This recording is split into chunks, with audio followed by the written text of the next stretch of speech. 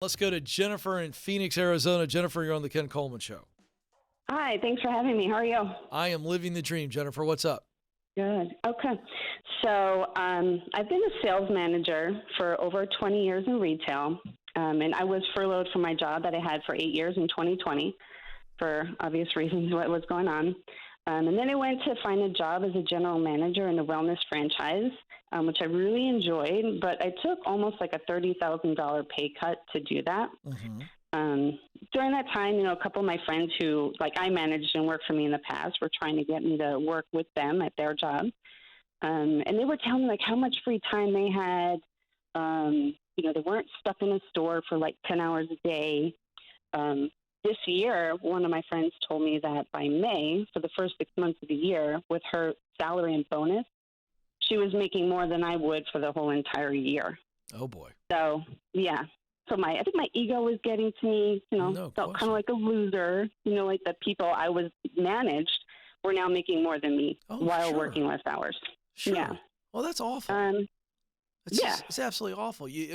Talk about just a shot to the gut, into the heart, right. into the head. I mean, my goodness. Yeah. But, working in retail, you're a slave to that schedule. There's nights and weekends and holidays, and it takes so much out of you. Yeah. So I decided to take a step down as a general manager into design consultant position. Okay. When I did that, the franchise owners, they reached out to me. I tried to get promoted, and I didn't get it, which, was fine. Yeah. They wanted me to stay. His reasoning was, there's so much growth. It's just not happening in the time frame that you want. Okay. But, again, my ego, I was like, if I don't go, I'm always going to remain the person who just stays in the job because they're comfortable. Well, not to mention you resent some of your coworkers and people that you lead, and it's not healthy. They're making more than you, and you shouldn't have known that information. If I heard you correctly, that's just a poisonous brew that you'd be swimming in every day. Am I right? No, this is my friends who worked at a different job. They were trying to get me to go with them in my job. So they were okay. I'm sorry. So it wasn't where the place where you worked. It was outside of that, and they were painting a prettier picture, and you said, "I want that." Yeah. Okay. Yeah. I'm so sorry. No worries. I misunderstood. Now I'm caught up. Okay, so how can I help? I took the leap. I took a step down. Yeah. My manager is. I don't like saying people are bad, but he really is not a good manager. Yeah. I can't stand what I do. I don't love it. So we got to leave. Yeah. I'm anticipating your question. What do I do? You want to go back? I want a boomerang. I've never boomeranged before, but I want to think through and make sure. Well, now wait a second. What would change because you weren't super happy there? So what would change, or in other words, what would have to change for the boomerang to make sense to me? Well, I graduated college with like advertising and art and design. That was what I did. But then I also wanted to be a personal trainer. So there was like this health lifestyle that I absolutely love. And then there was like the art side of me. So I enjoyed the job that I was working at, but I was like, you know what? I can make more money. I have a car. I don't have to pay for gas. There's like all these great things in this job. Okay. I just, it's not me. But what's not you?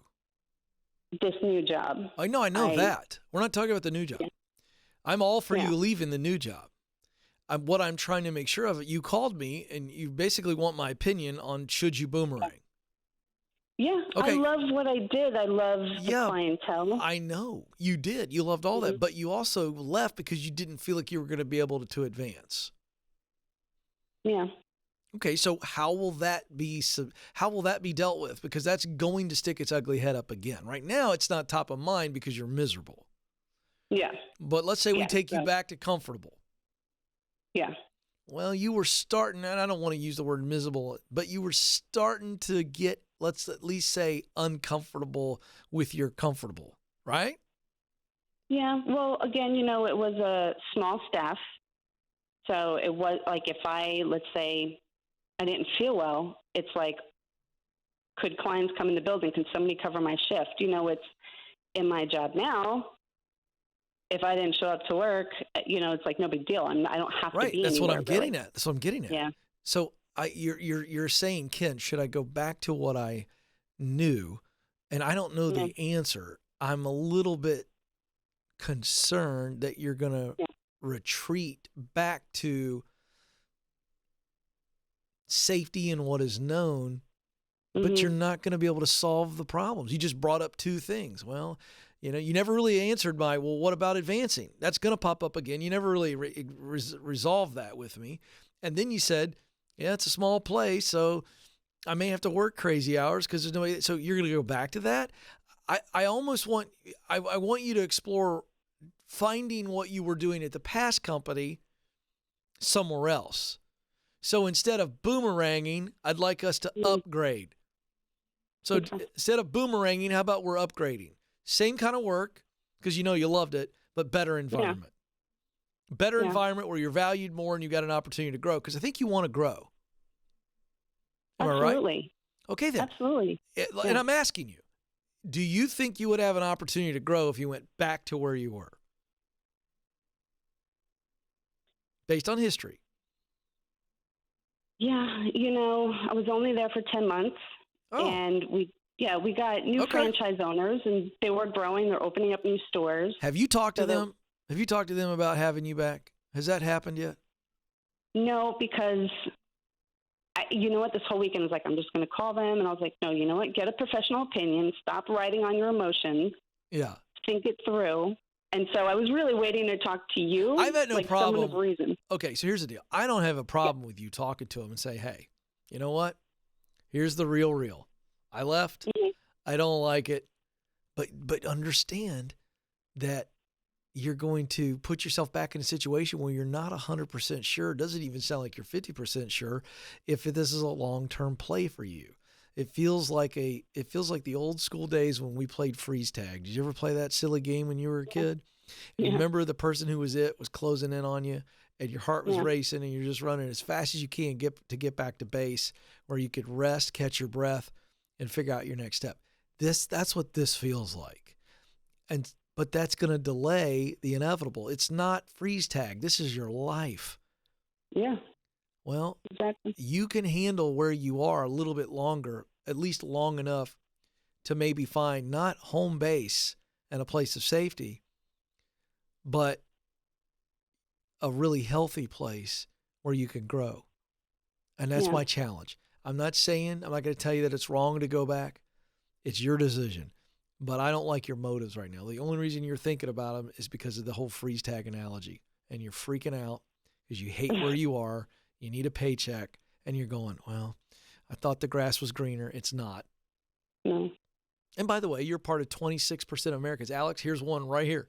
We talked about this last week. 26% of Americans regret leaving their job. So if it is a good place to go back, go.